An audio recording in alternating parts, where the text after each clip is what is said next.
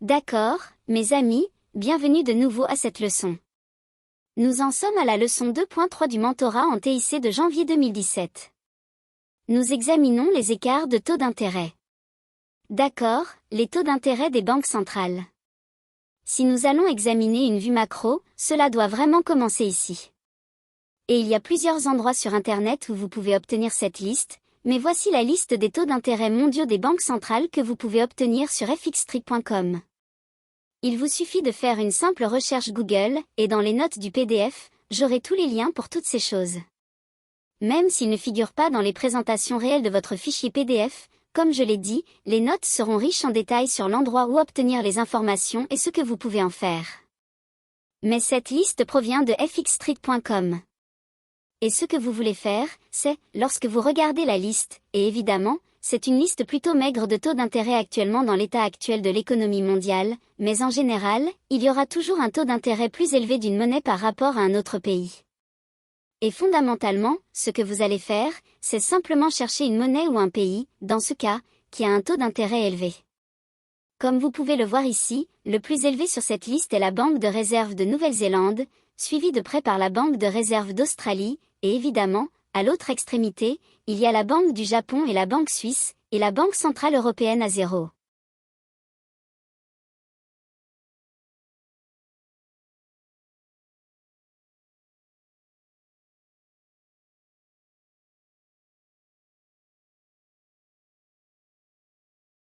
Nous allons passer en revue cela en deux étapes, en d'autres termes, nous allons trouver deux exemples de trading sur une base de période plus longue en utilisant les écarts de taux d'intérêt, en commençant par les taux d'intérêt qui sont fixés au niveau de la banque centrale.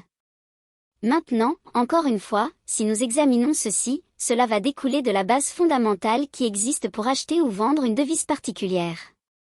Vous ne pouvez pas être plus fondamental que les taux d'intérêt.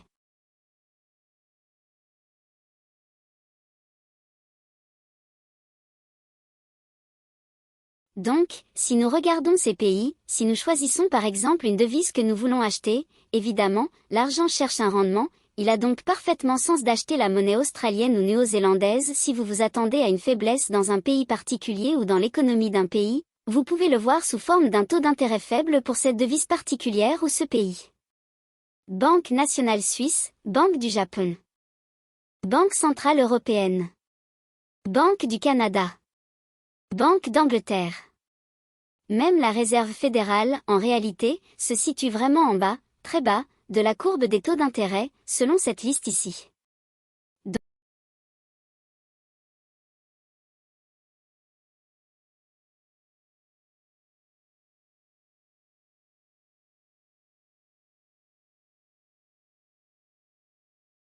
Donc, si nous devions examiner ces pays, nous pourrions construire un modèle sur une base de période plus longue pour des transactions macro à long terme qui offrent le plus d'opportunités de mouvement en fonction de l'établissement fondamental des taux d'intérêt utilisés dans le processus de sélection.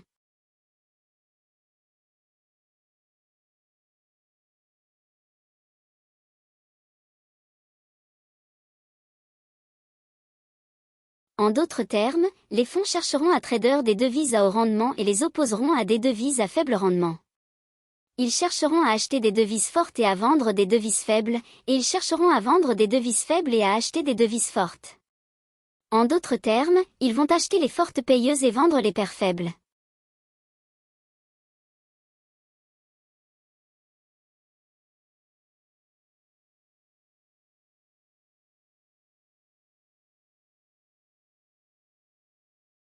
D'accord, examinons la sélection d'une paire à trader.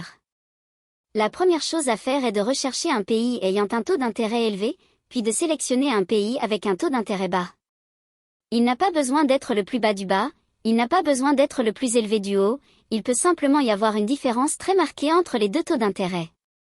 Une fois que vous avez sélectionné la devise de haut et de bas intérêt respectivement ou le pays dans cette devise respective, vous allez évidemment déterminer la paire de devises forex en fonction de ces deux pays respectifs.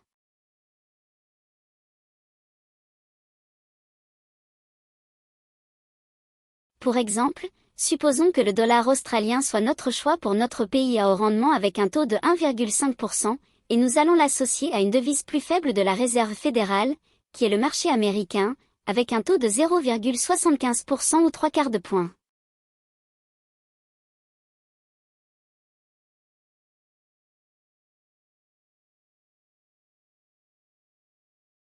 Maintenant, je dois vous rappeler que ces données sont calculées avec une hausse de taux d'intérêt de 25 points de base, donc au moment de la transaction, nous allons en fait examiner que le taux de la Banque centrale de la Réserve fédérale était de 0,50%.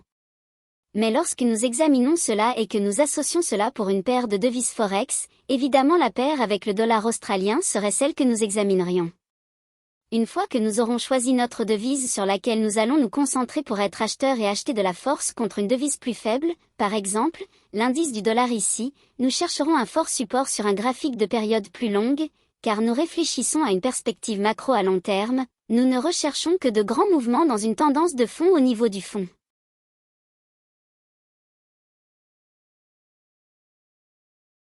Suivant cette idée, mais avant d'en arriver là, nous devons nous attendre à un mouvement important qui sera positionné avec de gros flux derrière lui. Encore une fois, nous nous alignons fondamentalement avec les taux d'intérêt des banques centrales. Nous couplons une paire en fonction d'un taux d'intérêt élevé de 1,5% par rapport à 1,5% au moment de la transaction, mais dans ce cas, nous devons afficher les chiffres tels qu'ils sont ici, à 0,75%.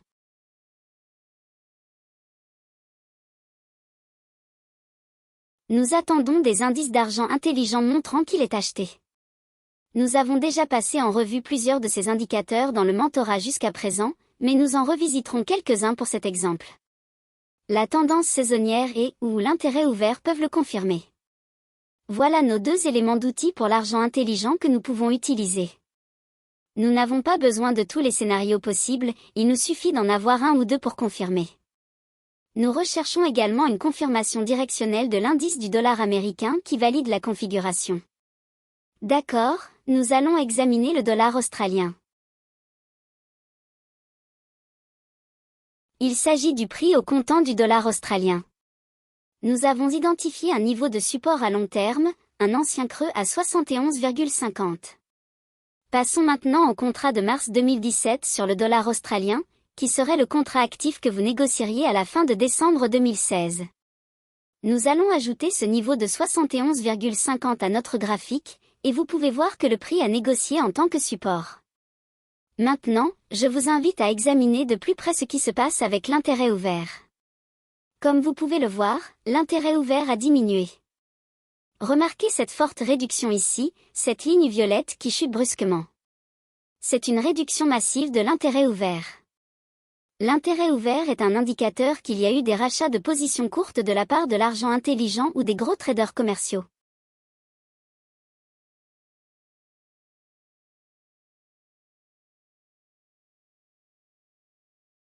S'ils rachètent leurs positions courtes, cela signifie qu'ils ne cherchent pas à prendre le côté opposé du trade pour les acheteurs.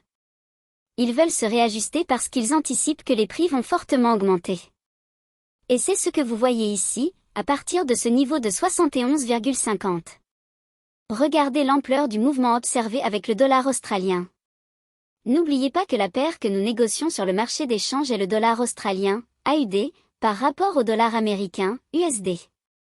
L'AUD a ce taux d'intérêt plus élevé de 1,5%, tandis que la Réserve fédérale offrait 0,50% à la fin de décembre, où elle a été ajustée de 25 points de base supplémentaires.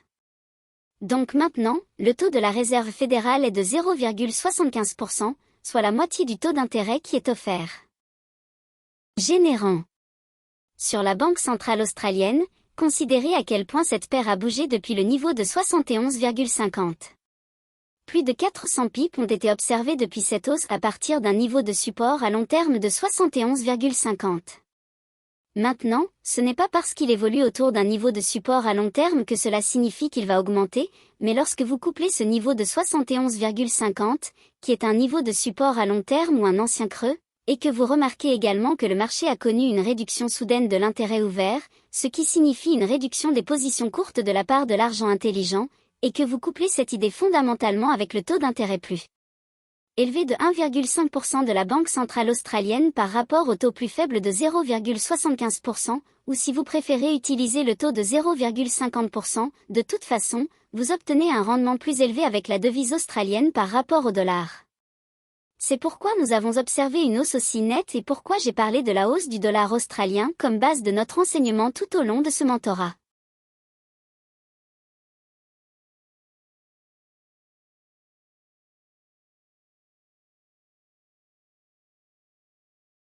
Nous avons parlé du dollar australien augmentant avec des niveaux respectifs qui viennent d'être atteints, comme 75,80, comme le niveau que nous avons mentionné la semaine dernière. Les fondamentaux, si vous voulez, sont alignés avec le taux d'intérêt de la Banque centrale de 1,5%, associé à un dollar de la Réserve fédérale plus faible avec un taux d'intérêt de 0,75%, ou si vous préférez, de 0,50%. Quoi qu'il en soit, vous obtenez un rendement plus élevé avec la devise australienne par rapport au dollar. Lorsque vous avez cette base et que vous avez des éléments techniques pour la soutenir, et que vous examinez un graphique à long terme comme celui-ci, cela vous offre d'excellentes opportunités pour tirer continuellement d'importants mouvements du marché, et vous n'avez pas besoin de trader beaucoup en examinant ces scénarios de rendement en fonction de périodes plus longues. En les associant à des éléments techniques de haute probabilité, vous vous mettez en phase avec les mouvements de prix les plus significatifs, qui risquent de surprendre de nombreux traders débutants. Vous pouvez également voir que nous avons enregistré un sommet plus élevé dans l'indice du dollar lorsque nous n'avons pas réussi à enregistrer un creux plus bas dans le dollar australien. D'accord, nous allons faire un autre exemple. Nous allons sélectionner une paire avec un faible taux d'intérêt cette fois-ci, et nous allons sélectionner un pays avec un taux d'intérêt élevé. Nous allons ensuite déterminer la paire de devises Forex qui convient à ce trade. Dans cet exemple, nous allons utiliser une devise à rendement plus élevé, à 0,75%, ce qui était en réalité la moitié de 1% au moment où ce trade est montré, alors je dois ajuster pour vous montrer les chiffres actuels, par rapport à l'économie japonaise et à son taux d'intérêt négatif. Les deux pays respectifs et leurs devises seront associés sous la forme du dollar-yen. Nous allons chercher une résistance solide sur des graphiques à plus long terme, nous allons attendre des indices d'argent intelligents montrant qu'il est vendu, en d'autres termes, nous voulons voir le yen japonais atteindre des niveaux de résistance et montrer des indications qu'il veut se vendre. Nous recherchons des tendances saisonnières ou un intérêt ouvert pour confirmer le trade, et nous recherchons une confirmation directionnelle de l'indice du dollar pour qualifier le trade. Donc, si nous avons l'attente que la devise plus faible est le yen japonais en fonction du taux d'intérêt, associé à la devise plus forte des deux, le dollar. Nous allons voir que la paire dollar américain contre yen japonais va en réalité monter, car vous achetez des dollars et vendez des yens. Donc, si nous nous attendons à un yen japonais plus faible en raison du taux d'intérêt plus bas, cela signifie que la paire que nous avons couplée pour le trading sur le marché d'échange, le dollar yen, va en réalité se renforcer ou monter dans nos graphiques.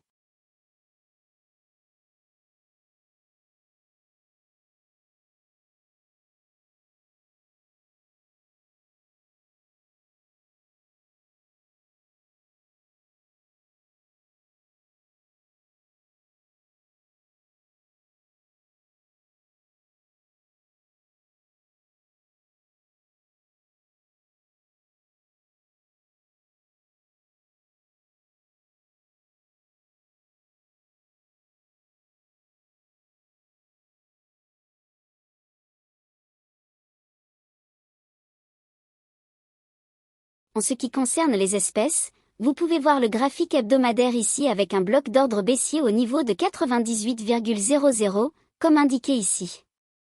Cela préparerait le terrain pour un mouvement, ceci est le prix au comptant du yen japonais, et le prix monte jusqu'à atteindre la barre des 90 grands chiffres, et une faiblesse est observée à partir de ce point, évidemment. Cela s'est produit après l'élection de Donald Trump, mais néanmoins, ce mouvement de plusieurs centaines de pips, bien plus de 1200 pips de mouvement de prix, est basé sur le taux d'intérêt de la Banque centrale et la différence entre les deux taux.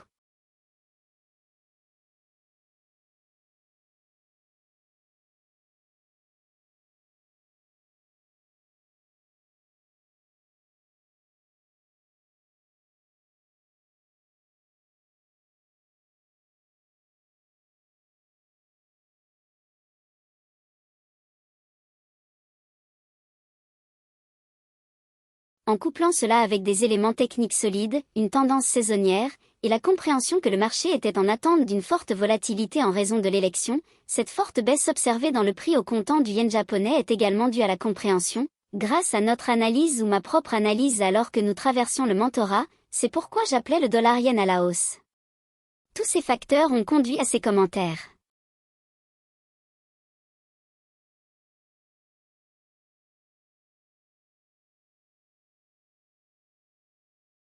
C'était la base de tout, ayant le taux d'intérêt plus élevé du dollar associé au taux d'intérêt plus faible de la devise japonaise, et en couplant cela avec les éléments techniques que nous enseignons ou utilisons dans le répertoire du Trader Inner Circle, cela vous donne ces mouvements de prix massifs basés sur une hypothèse à plus long terme.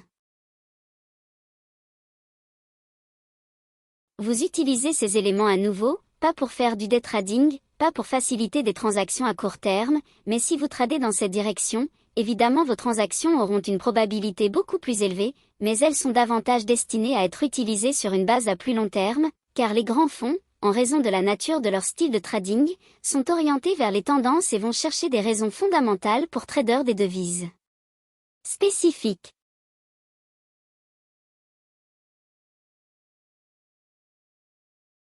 Et si vous regardez les mouvements qui se sont produits au cours des 3 à 6 derniers mois, vous constaterez que tous les grands mouvements proviennent des informations tirées des différentiels que nous avons discutés jusqu'à présent, ainsi que de la méthode d'utilisation de ces taux d'intérêt des banques centrales, en les couplant pour obtenir des paires de devises spécifiques, et en ayant des éléments techniques alignés, vous pourrez voir la trace des flux importants et des fonds qui affluent vers une devise particulière.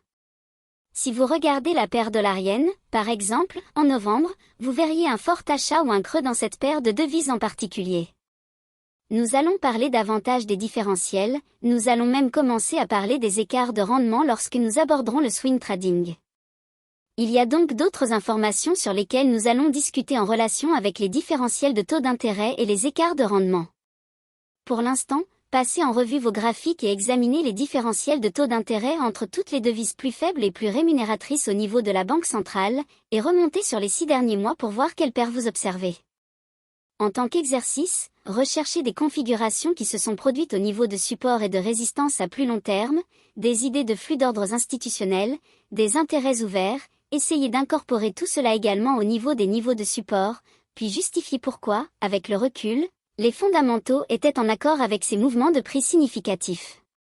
Vous regardez des mouvements de paires de devises sur 3 à 6 mois. Je ne dis pas aux gens ou je ne conseille même pas de traders des paires exotiques, comme l'euro suisse, par exemple. Mais regardez certaines de ces paires de devises qui ont un taux d'intérêt plus élevé par rapport à un taux d'intérêt plus bas, et comment vous pourriez les apparier dans une paire de devises Forex, puis examinez l'action des prix respectifs au cours des 3 à 6 derniers mois sur ces paires, en utilisant les informations que nous avons traitées au niveau des taux d'intérêt des banques centrales. Encore une fois, il s'agit d'une approche vraiment simpliste du trading à long terme, couplée à, oserais-je le dire encore une fois, une application fondamentale de la manière dont les fonds se déplaceraient à grande échelle vers une devise particulière ou hors d'une devise, en fonction des informations sur les taux d'intérêt que nous avons couvertes ici aujourd'hui. Jusqu'à la prochaine fois, je vous souhaite bonne chance et bon trading.